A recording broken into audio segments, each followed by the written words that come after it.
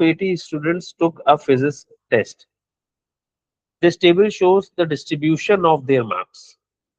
अच्छा भाई, तो 80 बच्चों ने कोई फिजिक्स का टेस्ट दिया और उस फिजिक्स के टेस्ट में 80 स्टूडेंट्स ने किस तरीके से परफॉर्म किया, this is given in a frequency table. तो फ्रीक्वेंसी टेबल आपको क्या कर रहा है, फ्रीक्वेंसी टेबल बता रहा है कि कितने बच्चों ने 0 से 10 के बिटवीन मार्क्स लिए, कितने बच्चों ने 10 से 20 के बिटवीन में मार्क्स लिए, कितने बच्चों ने 20 से 30, 30 से 40, 40 से 50 एंड देन 50 से 60, यानी 60 मार्क्स का टेस्ट था जो 80 स्टूडेंट जिसमें अपेयर हुए। अच्छा, पहले तो फ्रीक्वेंसी टेबल आपको दिया हुआ है। फ्रीक्वेंसी टेबल क्या कर रहा है कि एक मखसूस रेंज में कितने बच्चे हैं वो बता रहा है। जो अच्छा काम इस सवाल में है वो ये है कि फ्रीक्वेंसी टेबल के साथ ही वो आपसे क्यूमुलेटिव फ्रीक्वेंसी टेबल बनाने को कह रहे हैं। अच्छा, क्यूमुलेटिव फ्रीक्वेंसी टेबल और फ्रीक्वेंसी टेबल में जो एक बहुत मेजर फर्क है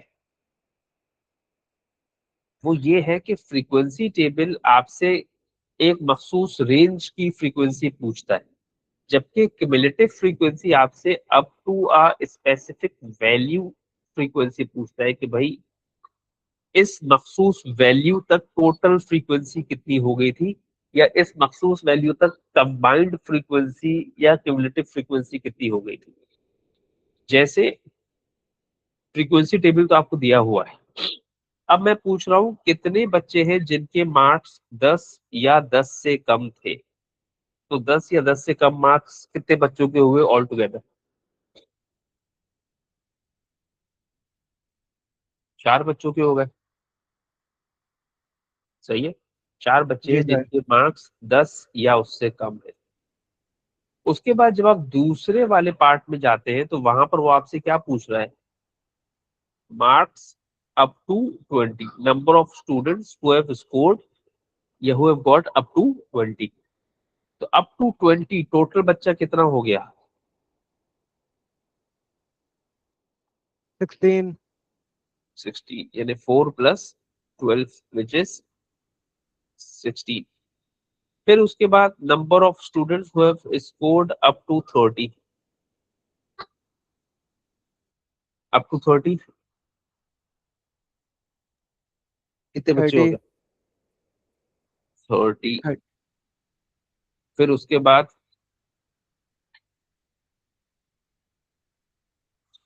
शाबाश, स्कोर अप टू 40, 52, 52।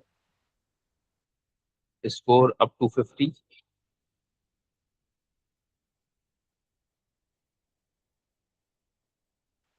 70, 70 और फिर ये 80। आखिरी जो स्कोर होगा that will actually be the total number of values in the data. ठीक है। अच्छा, अब इसको लिखने के कई तरीके हैं। एक, आप अपनी अकल समझ से इसको लिख ले देखकर। एक तरीका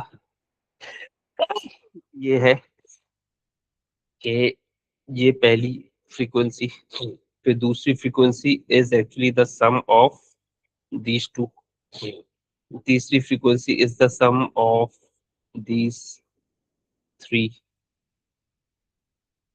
फिर चौथी sum of last, sum of these four and so on. इस वाले तरीके में प्रॉब्लम ये है कि आपको बार बार शुरू से एडिशन करनी पड़ती है। तो ये वाली टेक्निक आमतौर पे सजेस्ट नहीं की जाती। जो सजेस्ट किया जाता है वो क्या, आपने पहली वाली फ्रीक्वेंसी तो एज इट इज कॉपी कर दी, उसके बाद 4 को 12 के साथ ऐड किया, जो आंसर है वो यहाँ।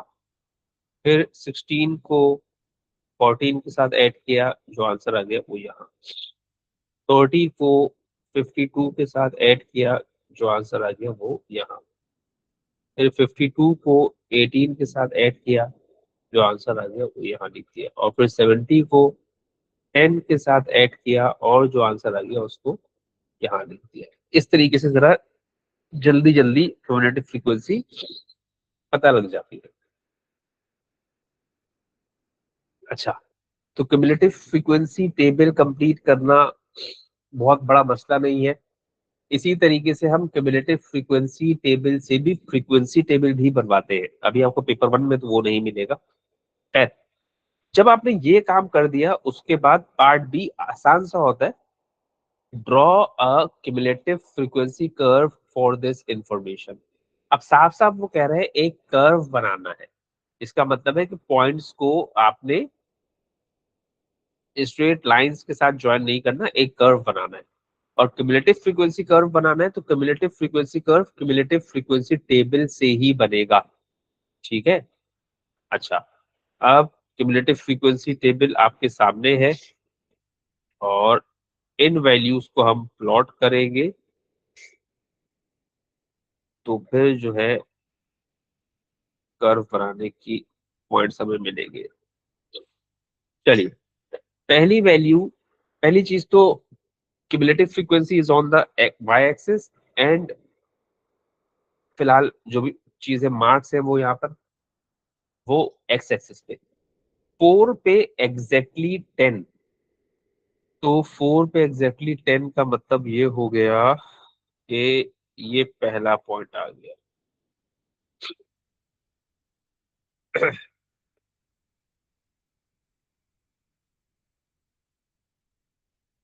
मिसाल के तौर पे 16 पे 20, 16 पे 20, फिर उसके बाद 30 पे 30, 30 पे 40 पे 52, 40 पे 52, 50 पे 70, 50 पे 70, और फिर 60 पे 80। ये मैंने सारे के सारे पॉइंट्स मार्क कर दिए। क्यूमुलेटिव फ्रीक्वेंसी कर्व हमेशा एक ही तरह से बनता है और वो कुछ ऐसे करके बनेगा।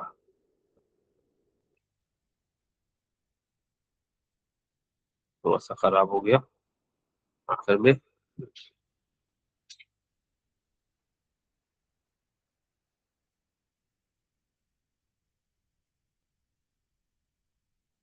थोड़ा सी कोशिश करता हूँ।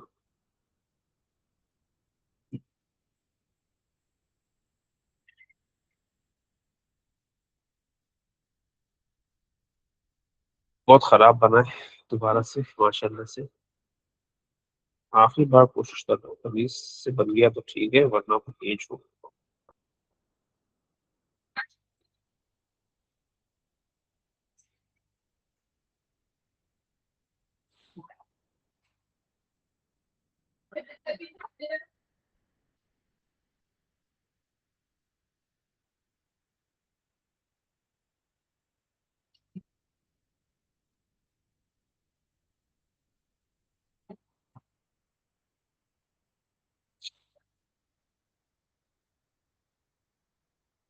और पेटेंट 22, 60, 40 पे 40, 40 पे 62, 60 पे 70, 60 पे 80।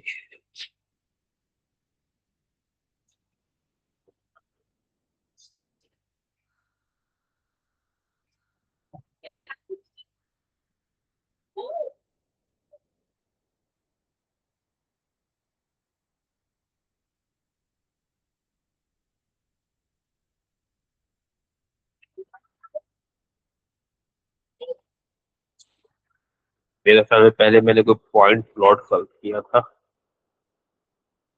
शायद ये वाला पॉइंट प्लॉट गलत किया था मैंने, ये वाला यहाँ से बस आ रहा था। अच्छा खैर, ठीक है। तो क्यूमुलेटिव फ्रीक्वेंसी कर्व हमेशा इसी तरह से बनता है।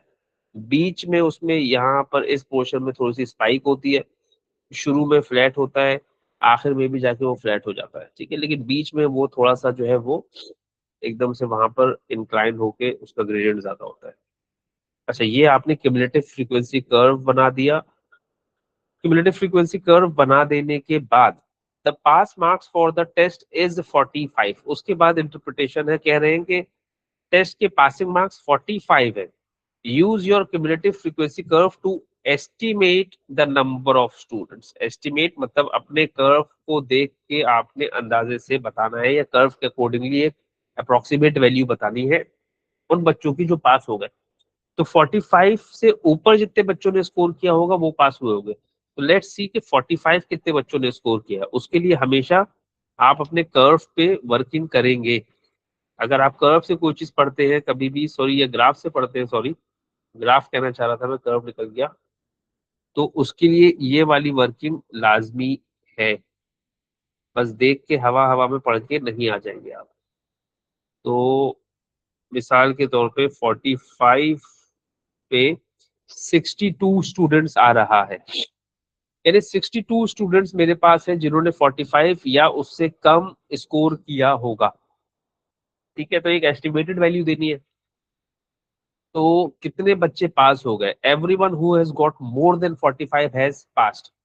तो हम क्या कह देंगे कि भाई टोटल 80 स्टूडेंट्स से लेट्स से 62 फेल हो गए। तो 80 माइनस 62 यानी approximately there are 18 students who have passed the test. सही है।